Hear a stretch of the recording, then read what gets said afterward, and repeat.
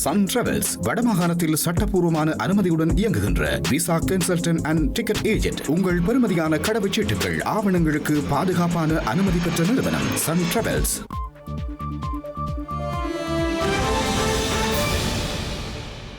வணக்கம். இது ஐபிசி தமிழின் இரவு நேர பிரதான செய்திகள். முதலில் தலைப்புச் செய்திகள்.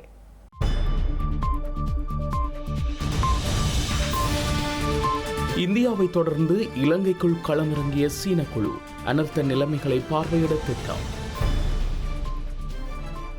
ஐபிசி தமிழ் உறவு பாலத்தின் நிவாரணப் பணிகள் மலையக பகுதியில் முன்னெடுப்பு. தென்கடலில் சிக்கிய உள்நாட்டு நெடுநாள் மீன்பிடி படகு போதைப்பொருள் கடத்தல் சந்தேகத்தில் கைது. ஆஸ்திரேலியா போன்று இலங்கையிலும் தாக்குதல் எச்சரிக்கும் பாட்டளி சம்பிக்க ரணவக்க. பிடியாணை பிறப்பிக்கப்பட்டுள்ள அர்ச்சுனா. யாழில் பெண் உறுப்பினர்கள் மீது தகாத வார்த்தை பிரயோகம்.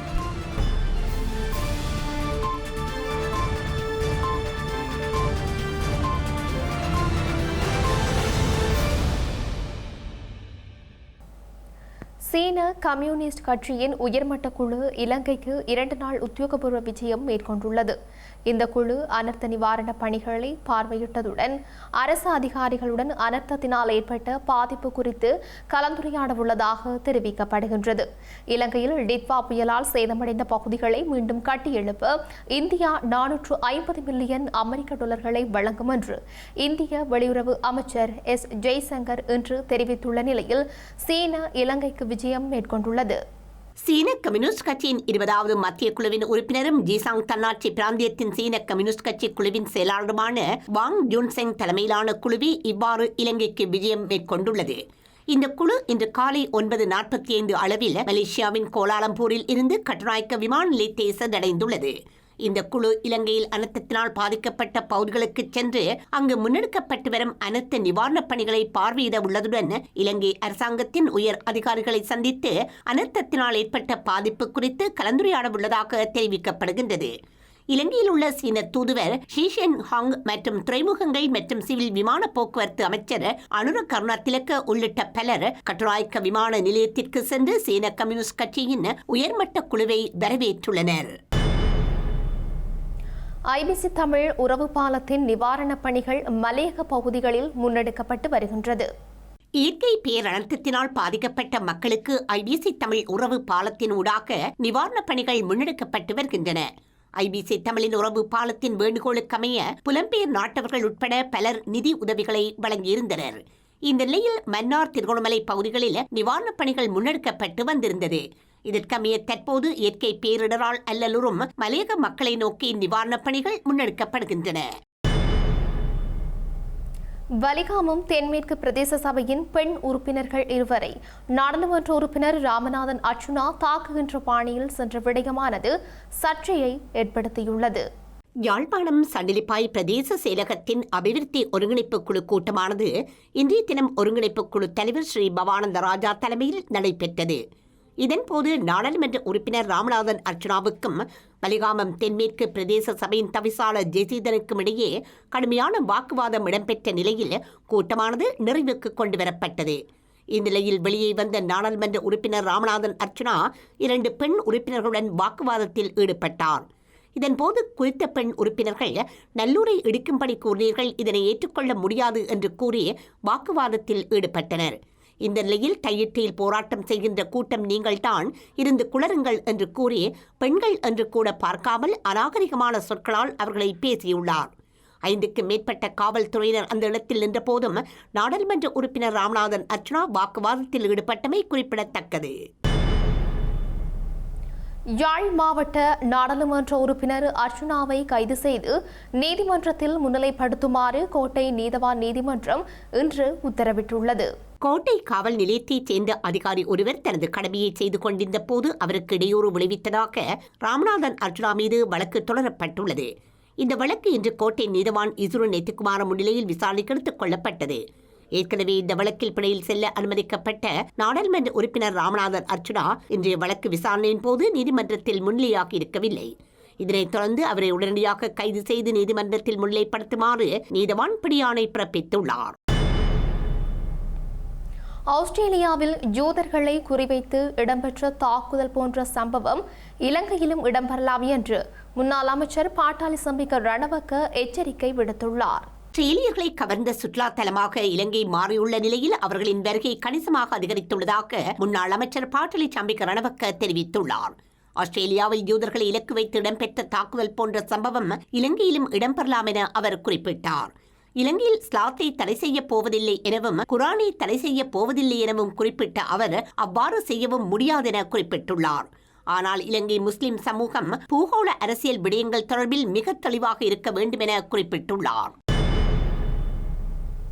தென்பகுதி கடலில் போதைப்பொருள் கடத்தலில் ஈடுபட்டதாக சந்தேகிக்கப்படும் உள்ளூர் நெடுநாள் மீன்பிடி படகு ஒன்றை ஸ்ரீலங்கா கடற்படையினர் நடுக்கடலில் வைத்து பறிமுதல் செய்துள்ளனர்.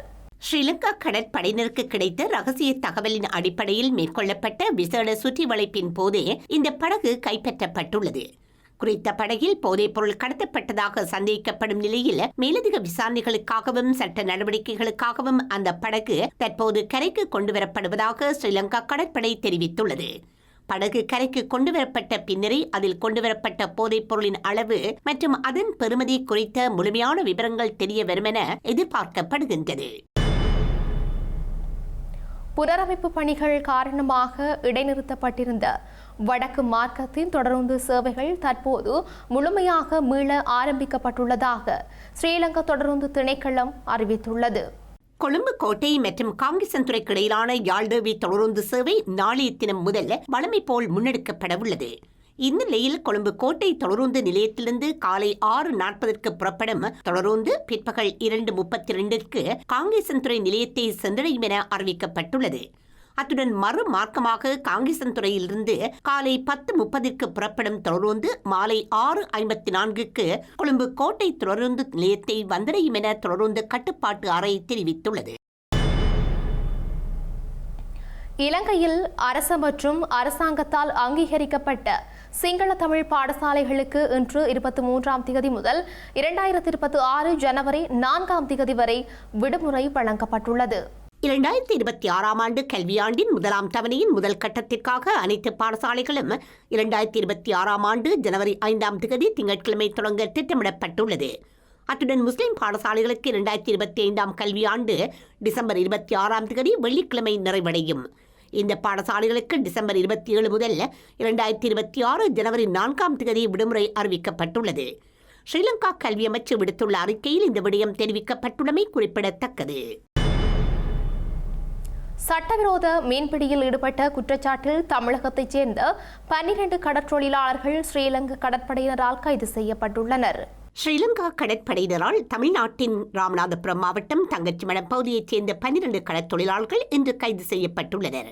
இதன்போது அவர்களின் படகொன்றும் பறிமுதல் செய்யப்பட்டுள்ளதாக தெரிவிக்கப்பட்டுள்ளது. தனுஷ்கோடி மற்றும் தலைமன்னார் இடையே மீன்பிடியில் ஈடுபட்டிருந்த வேளையில் அவர் கைது செய்யப்பட்டுள்ளதாக தெரிவிக்கப்பட்டுள்ளது.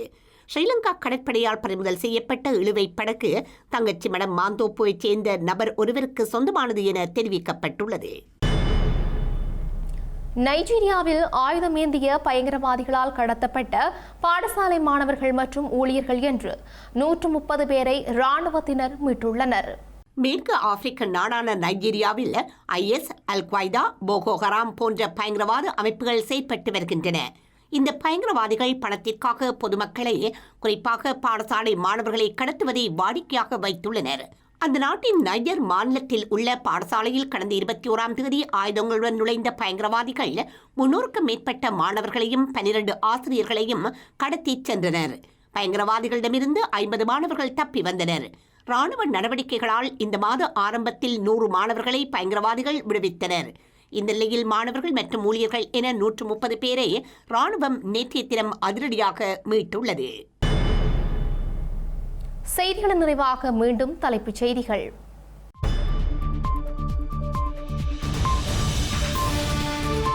இந்தியாவை தொடர்ந்து இலங்கைக்குள் களமிறங்கிய சீன குழு அனர்த்த நிலைமைகளை பார்வையிட திட்டம். IBC தமிழ் உறவு பாலத்தின் நிவாரணப் பணிகள் மலையக பகுதியில் முன்னெடுப்பு. தென்கடலில் சிக்கிய உள்நாட்டு நெடுநாள் மீன்பிடி படகு போதைப்பொருள் கடத்தல் சந்தேகத்தில் கைது. ஆஸ்திரேலியா போன்று இலங்கையிலும் தாக்குதல், எச்சரிக்கும் பாட்டளி சம்பிக்க ரணவக்க. பிடியாணை பிறப்பிக்கப்பட்டுள்ள அர்ச்சுனா, யாழில் பெண் உறுப்பினர்கள் மீது தகாத வார்த்தை பிரயோகம்.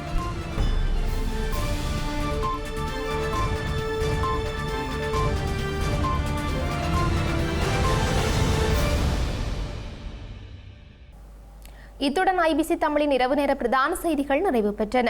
உடனுக்குடன் செய்திகளை அறிந்து கொள்ள ibctamil.com என்ற எமது இணையதளத்தை பார்வையிடுங்கள். வணக்கம்.